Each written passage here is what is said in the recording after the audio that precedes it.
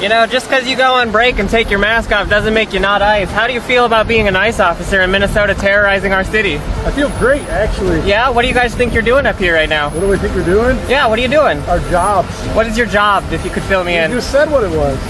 Terrorizing cities is your job? Looking for ICE. Yeah? What is ICE supposed to be doing up here? You keep obstructing me, you're going to get arrested. I just want you to know that. Really? Yeah? You sure about that? I know How am I about it. obstructing you? Don't even. That's what I thought. One TikTok user claims to have found a maskless ICE agent in Minnesota, which is serving as ground zero for the administration. Excuse me, I have on my business that you guys. We're not inside then. Even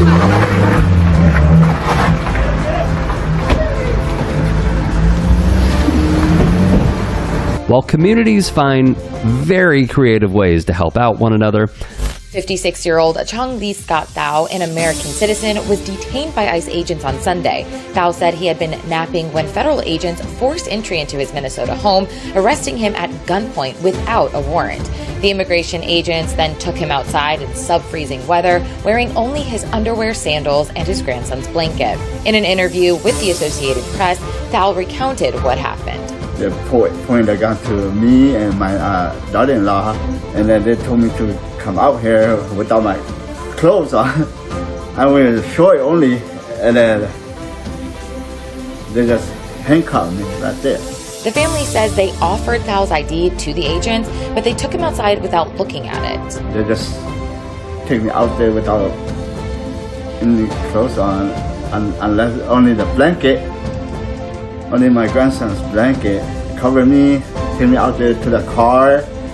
They didn't say anything that was wrong. And then suddenly,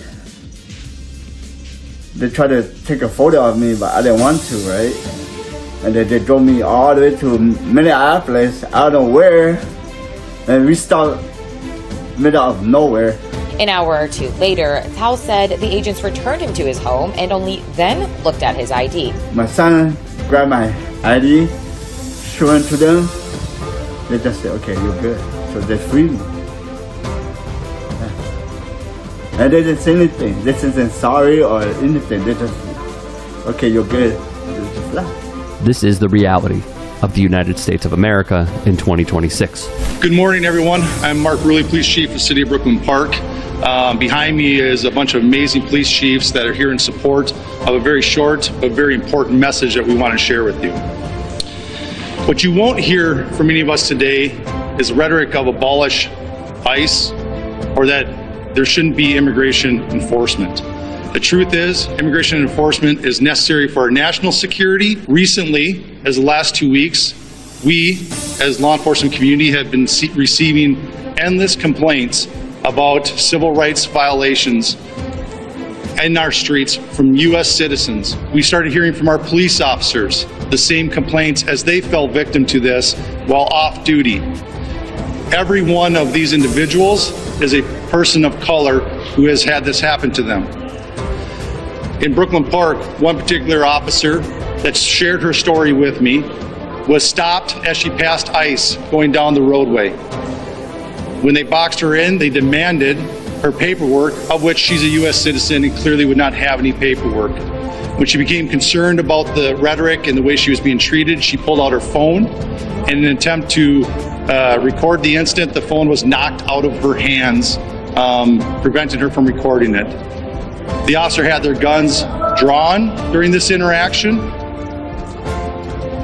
And after the officer became so concerned, they were forced to identify themselves as a Brooklyn Park police officer in hopes of slowing the incident and de-escalating the incident down. Where these police officers even admit they have been targeted.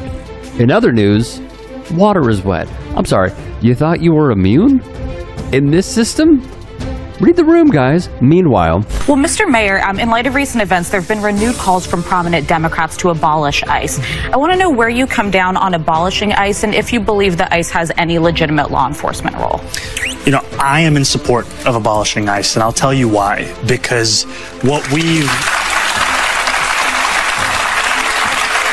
what we see is an entity that has no interest in fulfilling its stated reason to exist. We're seeing a government agency that is supposed to be enforcing some kind of immigration law, but instead what it's doing is terrorizing people no matter their immigration status, no matter the facts of the law, no matter the facts of the case.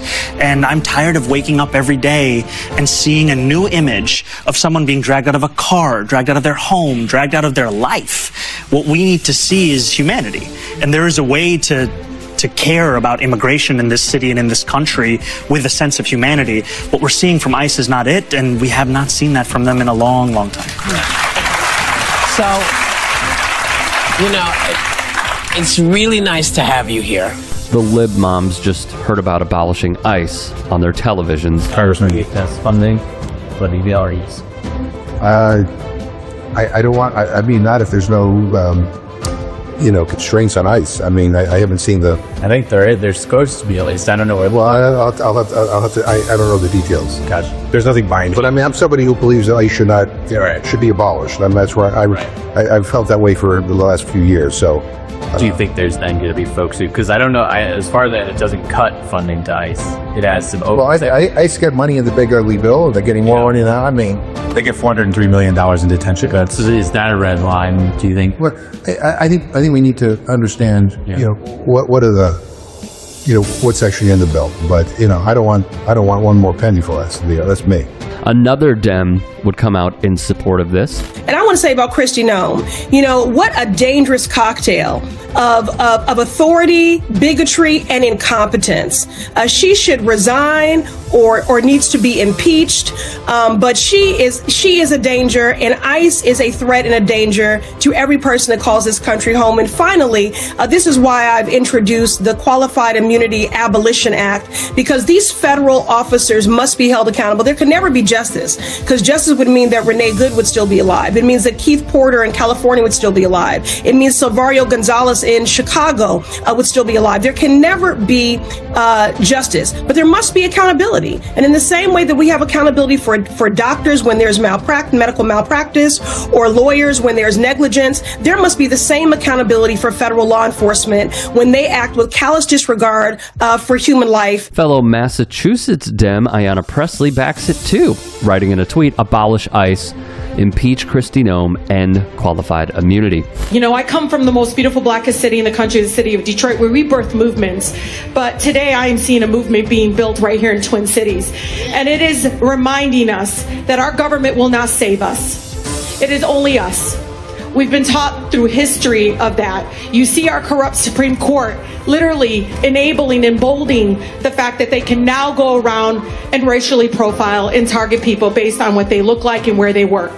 DHS used neo-Nazi anthem for recruitment after the fatal Minneapolis ICE shooting.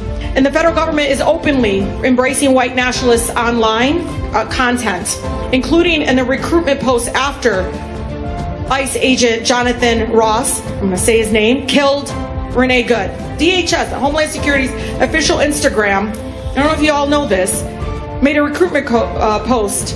We'll have our home again, attaching a song, same name by Pine Tree Riots. It's popularized in neo-Nazi spaces. The track features lines about reclaiming our home by, quote, blood or sweat, language often used in white nationalist calls for a race war. They use images like this. You can't see this to the directors. Come on, ask you. It says invasion here. It says America needs you to join ICE now. Look at this image. It is very clear what is intentionally happening here, and I want my colleagues to know this. In Southwest Detroit, where I was born and raised, we've been complaining about ICE since 2010. This is an agency that is reeked of this. And when Speaker Johnson, and Chair Jayapal knows, when Speaker Johnson says ICE is doing what it was created to do, remember this when the funding comes up next week. Rashida Tlaib, one of the best that the left has to offer, also wrote abolish ICE now in a post on social media. Hey, I appreciate you watching. Now if you can, please do become a channel member by going to youtube.com/TYTsports and clicking the join button. If that's too much for you, you can just go to tyt.com/join to become a member. It helps all of us out here at the Young Turks and keeps our network afloat. In addition, you can follow me on my socials on Twitter, Instagram, and TikTok. Appreciate the love. Have a great day.